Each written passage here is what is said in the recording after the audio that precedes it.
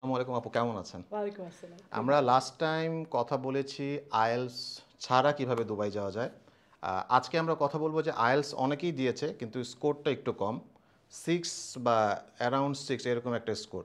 তো তারা কোথায় যাবে? তারা কি দুবাই যেতে পারবে বা তারা তো দুবাই তো দুবাইতে যেতে সবাই পারবে, অফকোর্স হ্যাঁ। যেতে আর পারবে, কিন্তু এখন দুবাইয়ের ক্ষেত্রে যেটা হচ্ছে যার আইএলস আছে সে কেন দুবাই যাবে? সে তো এমন দেশেও যেতে পারে যেখানটায় তার রেসিডেন্সি হতে পারে, পাসপোর্ট হতে পারে। সো রেসিডেন্সি পাসপোর্ট হওয়ার ক্ষেত্রে মাস্টার্স করতে আইএলসে যদি 6 নো ব্যান্ড লেস দ্যান 6 থাকে তাহলে সে অস্ট্রেলিয়ায় যেতে পারবে। তারপরে কিছু কিছু ইউকে ইউনিভার্সিটিতে যেতে পারবে। আর ইউএসএ তো নো ব্যান্ড লেস দ্যান 6ও লাগবে না, 6 থাকলেই যেতে পারবে। সো আচ্ছা, মানে এভারেজ 6 থাকলেই হবে। মানে ওভারঅল 6 থাকলেই হবে। আর অস্ট্রেলিয়ার ক্ষেত্রে no band no less band than less 6। Than 6 হতে আচ্ছা, হবে। আর একটু ফাইভ। ইলাবোরেট করবেন? আচ্ছা, ধরেন আপনার হচ্ছে আইএলসে 6 আসছে কিন্তু একটা ব্যান্ডে আপনি ধরেন লিস্টিংয়ে 5.5 পেয়ে গেছেন, তখন আর আপনি মাস্টার্স অ্যাপ্লাই করতে পারবেন না। কিন্তু যদি আপনি সবগুলাতে 6 আসে, মানে একদম সব, স্পিকিংয়েও 6, রিডিংয়েও 6, ওভারঅল 6 আসছে, তখন আপনি মাস্টার্সে এটা কি অ্যাপ্লাই শুধু করেন। মাস্টার্সের জন্য?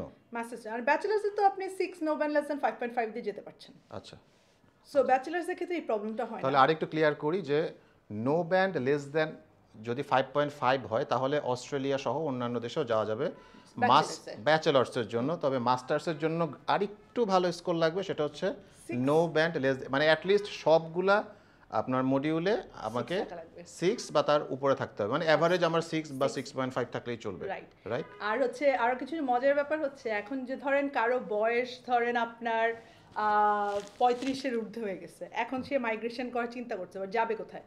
তার যাওয়ার জন্য সব দেশে একটা লিমিট করে দিচ্ছে যে 45-এর উপরে রেসিডেন্সি করা যাবে না, 35-এর উপরে পোস্টারি ওয়ার্ক পারমিট পাবে না। But New Zealand on the other hand 55 বছর পর্যন্ত বয়স পর্যন্ত আপনি রেসিডেন্সির অ্যাপ্লিকেশন করতে পারছেন। প্লাস আপনার হচ্ছে বাচ্চার লেখাপড়া ফ্রি পাচ্ছেন, ওয়াইফ হচ্ছে আপনার ফুল টাইম কাজ করতে পারছে, আর 1 বছরের মাস্টার্স, 1 বছর মাস্টার্স করার পরে সে এলিজিবল হয়ে যাচ্ছে। সো নাইস, এটা হচ্ছে নিউজিল্যান্ড হচ্ছে একটা, নিউজিল্যান্ডের হ্যাঁ। জন্য। আচ্ছা, তো এখন তো ডলারের দাম অনেক বেশি, তো মানুষ কি বিদেশে যাওয়া বন্ধ করে দিয়েছে? না, মানুষ বিদেশে যাওয়ার মানে দ্য বেস্ট পার্ট ইজ আপনার স্কলারশিপ তো আছে। সো আপনি বিদেশে গেলে কিন্তু পুরো টাকাটা আপনার দেশ থেকে দিতে হচ্ছে না। আপনি যেটা করছেন, আপনার একটা ক্যারিয়ার অপরচুনিটি, আপনি সেই ডলারের বেশি টাকায় কামাতে পারছেন। সো সেই ক্ষেত্রে কি করতে পারে, তারা হচ্ছে ফার্স্ট সেমেস্টারের টিউশন ফিসটা বাংলাদেশ থেকে দিয়ে যাচ্ছে, and then whatever they are earning ওটা দিয়ে কিন্তু তারা সেকেন্ড সেমেস্টারের টিউশন ফিস দিতে পারছে, এবং পরবর্তী সেমেস্টারগুলো লিভিং এক্সপেন্স, টিউশন ফিস সবই দিতে পারছে। সো এই 6 মাসের টাকাটা যদি এনশিওর করতে পারে বাংলাদেশ থেকে, তাহলে যে কোনো দেশেই যাওয়া যাচ্ছে।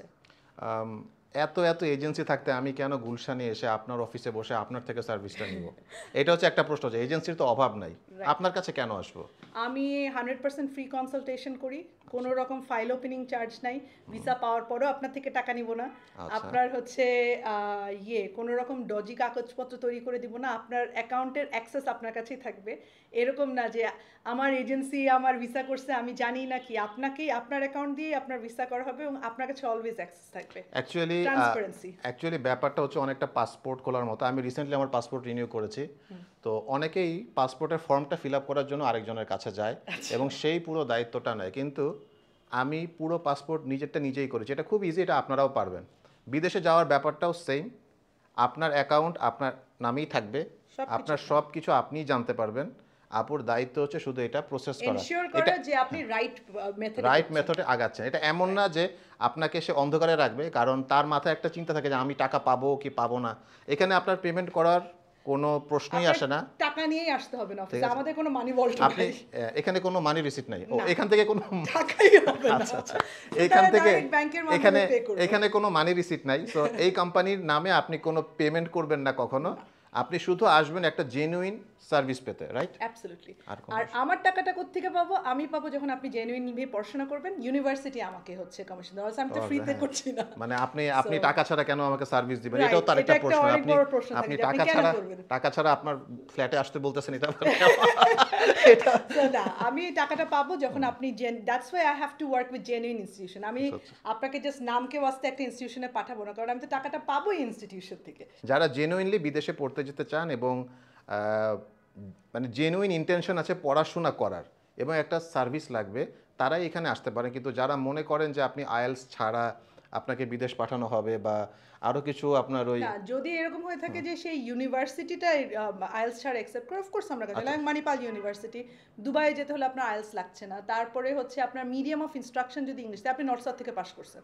আপনি ইংলিশেই ব্যাচেলার্স কমপ্লিট করছেন এখন মাস্টার্স করতে যাচ্ছেন আপনার এটা একটা ভ্যালু আছে সো দে আর ইউনিভার্সিটিস যারা মিডিয়াম অফ ইনস্ট্রাকশন বাট আপনার অ্যাকচুয়ালি ইংলিশ জানতে হবে একটা ইংলিশ স্পিকিং কান্ট্রিতে ইংলিশে পড়াশোনা করতে হলে আপনি মানে ইংলিশ এখানে জানতে হবে। হচ্ছে কোনো ডজি কাগজপত্র প্রসেস করা হয় না এবং আপনাকে কোনো গ্যারেন্টি দেওয়া হবে না, রাইট, যে আমি কি বিদেশ যেতে পারবো, কারণ আপনার থেকে কোনো টাকাও নেওয়া হচ্ছে না। তো যারা অ্যাকচুয়ালি জেনুইনলি বিদেশে পড়তে যেতে ইচ্ছুক তারা পার্সুট এডুকেশনে আসতে পারেন। এটার অ্যাড্রেসটা হচ্ছে C1 House 10 Road 7 Gulshan 1